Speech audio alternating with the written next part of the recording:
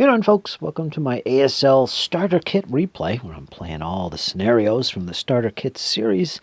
And currently on the table is Simple Equations, Scenario 3, from Starter Kit number 1, which I talked about in the introduction to this battle. And here we are. Forces are deployed. I didn't put too much thought into it. I just looked at the obvious situations and deployed according to that. So I prefer to do it that way. I know some people like to really look at every avenue of approach, every little modifier and position you can get to your advantage. I try not to do that. I like to have a little bit of unpredictability and surprise in my games. I am playing this solo as usual, which I prefer. And this is what I've come up with. Now, again, this is a learning scenario. I am relearning the system. I haven't played in months. So this will be fun. But you know what? Like I said before, ASL starter kits are a great way to learn the system. I mean, it's not overwhelming with rules. Obvious at times, not so obvious at other times, but it is the best way to learn how to play ASL. And I'm having a blast going through these scenarios.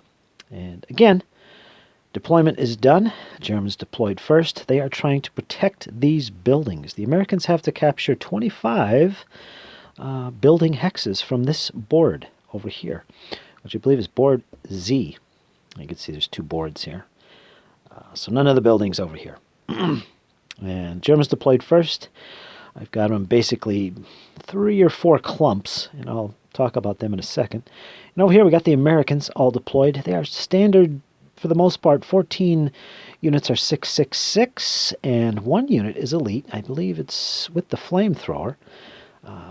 Back here, and that is a 337 unit. So it's got a little bump in morale. And the Germans are pretty much second line. Conscript units, 447s make up the bulk. There's about a dozen of these guys for the Germans. About 7 or 447 second line units. The rest are conscripts, 436 units. Got 3 light machine guns and a heavy machine gun for the Germans. And I believe we have 2 medium machine guns and a flamethrower for the Americans. It's a really interesting scenario which has a lot of potential for bloodshed. Now, let's go down to the tabletop here and take a look at the deployment for the Germans. Like I said, there's about 4 clumps or clusters of the Germans. I've tried to mix the 447s, the second line units, with the conscripts. I'm trying to be as balanced as I can, except in this position. Now, in my mind's eye, and I think it's pretty obvious in this scenario, Germans definitely want to hold on to this built-up area. When I say built-up area, they are stone buildings, as you can see. 3 of them. And I intend to do just that. I've got my best commander, my best leader, an 8-1, with the heavy machine gun, as you can see here, and a 447 second line unit, and one here as well. And up here I got an LMG with a second line unit as well. Remember, the second line units are actually my better units in this battle. They're all occupying the central position. I intend to hold on to this as long as possible for the entire battle if I can. And it seems obvious to me that you'd want to control this position, and both sides flanking this position, if you look, are wide open ground and killing zones. And I intend to take full advantage of that. As you can see, I have an LMG stationed here. The heavy machine gun up here with this 8-1 leader also has this area to cover. And on the opposite side, we have another LMG up in this building. You just see him. And he's also supported by an LMG here. And also, if need be, the heavy machine gun can also fire over in this direction. So we've got this whole open space covered. I think decent. And supporting them, I do have a mix of conscripts and second line units. I put the machine guns with the better troops. They're all in stone buildings. The 7-0 leaders are pretty much just there to rally units that break. I've got one here, and I've got one up here as well. Let's see if I can go up a little bit. And yeah, so my plan is basically let's hold on to these 3 central buildings, or at least if they have to fall back, we still have this area here, which is still central. Looks like some decent fire zones we got open there. There's some orchards over here, which are hindrances to line of sight. Not too worried about that at the moment. There's that 7-0 commander here. Again, he's intended for rallying purposes. I got these guys pretty stacked in here. Let's see what he's got, in fact. He has a 4.36 and a 4.47 are stacked in that stone building. And the LMG is, of course, with the better unit. So I think I've got all my avenues of approach covered with LMGs and the heavy machine gun. I think focusing on the central position and holding on to it as long as possible. I do have an avenue of withdrawing back into here into more stone buildings. I don't want to give up stone buildings as much as possible. We want to hold on to it, make the Americans pay a high price for each building hex they try and take.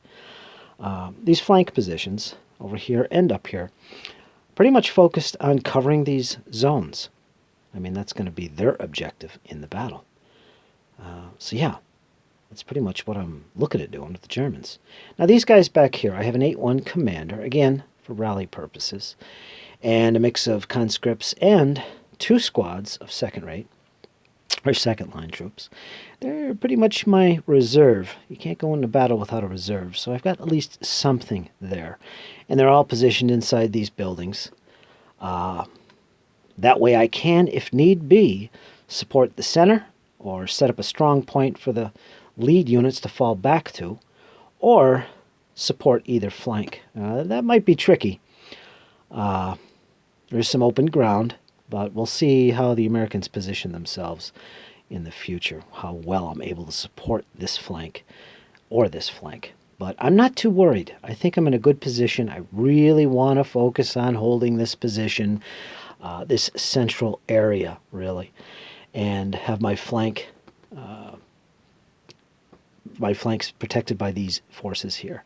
So we'll see how well this works out. That's my idea. That's what's behind this. And I'm going to stick to that battle plan. And you guys will see if it works or not in the following turns. Now let's take a look at the Americans. Of course, the Americans are deploying second, so they know where the Germans are. They know what's going on. They know where the Germans' strongest positions are. So that is definitely an advantage. Now, again, they have the flamethrower back here. He's kind of in a central position with the elite unit. He's in some woods at the moment. Again, I didn't think too hard about the exact positioning of the units. Hopefully, we'll be able to move forward with them without too much trouble or getting shot at. We shall see. But I definitely want to take advantage of the woods and this road moving up through the woods. I want to get some troops in position up here. Not only to threaten this flank area, but support an attack on the center. Looking at it from the side of the Americans, it seems obvious to me that we want to take that central position. And I don't know if it's because I'm playing solo or not, but I definitely see the value of that center position. Because those flank positions, as I showed for the Germans, are extremely dangerous to cross in the open. Especially since he has LMGs up there, which are probably the biggest threat. And keep in mind that heavy machine gun up in the center with that 8-1 right in here is able to fire to either flank if I get that far. I can't fire up this way because of the buildings. It can fire forward, but only up to this position here, obviously. Line of sight will be blocked with all those buildings. So it's going to be a close-range monster. But it can also shoot and support the flanks. So that's important to realize.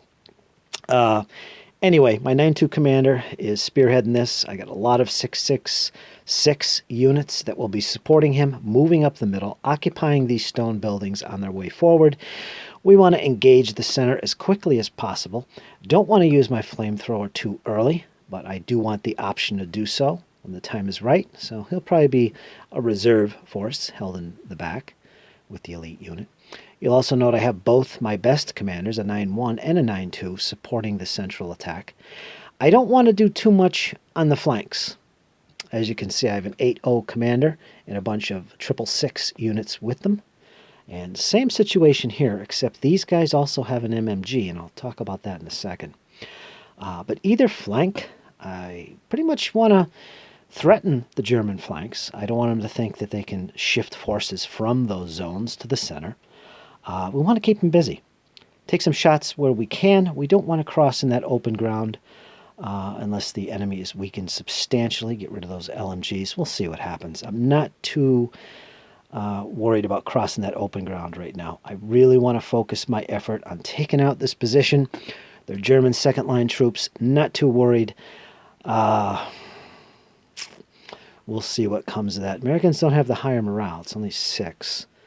But again, I'm not too worried about that. So we will be moving forward here strongly. And let's see, I have 2 medium machine guns. One is here. And that's with a 666 unit. And these guys, let's see, we got an 8-0 and a 666. And we got a couple 666s in there and a medium machine gun. These guys not only are going to threaten this position, but I want them to take advantage of the cover of the woods and, if possible, support the attack on this central position from these guys. I really want to do that. And to support this central attack, I also have a medium machine gun here as well. Somewhere. Where is he? I think, there he is. He's over with the 9.2. It's the best place for him. So there's going to be a lot of firepower, at least I hope to put down, on this central area. So yeah, definitely a challenging scenario for both sides.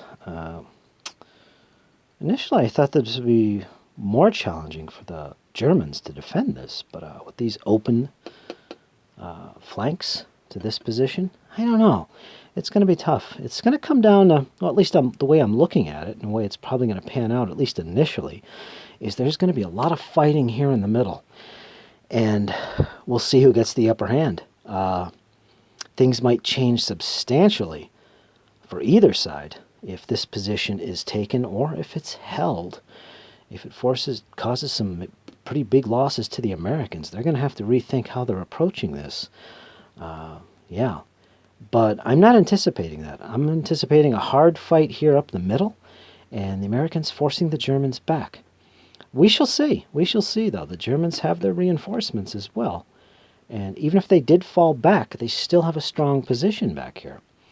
And ultimately, I think it's going to come down to some shenanigans on the flanks. Who's going to commit some troops or weaken their flanks first? I don't know. But it should be interesting. Folks, that is the deployment, as well as my strategies for how I'm going to approach this battle. It should be fun. And I'm curious to see how this is going to pan out. We'll see if my strategy changes after this initial push up the middle. The Americans go first, and yeah, I'm going to show you the results of that movement in the next turn. Not the next turn, but the next episode to this. And that'll be turn 1.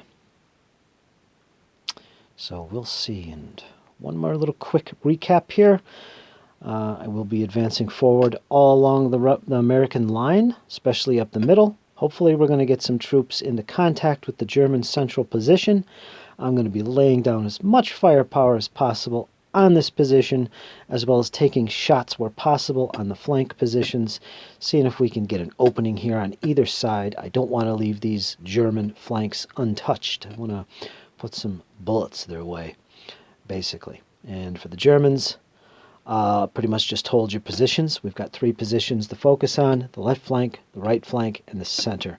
We have a reserve back here that we can fall back to, or shift forces to the front, or if necessary to either flank, although the flank shifting would be a little bit more challenging. We'll see what happens. Let's see if we can hold on to as many buildings as possible for the Germans. We don't want to give any ground. And let's see what the Americans can do about that, and if they can take some buildings over on this side of the board. Okay, folks, I hope you enjoyed. Stay tuned. I got the first turn of the battle coming up in episode 2. Take care, folks.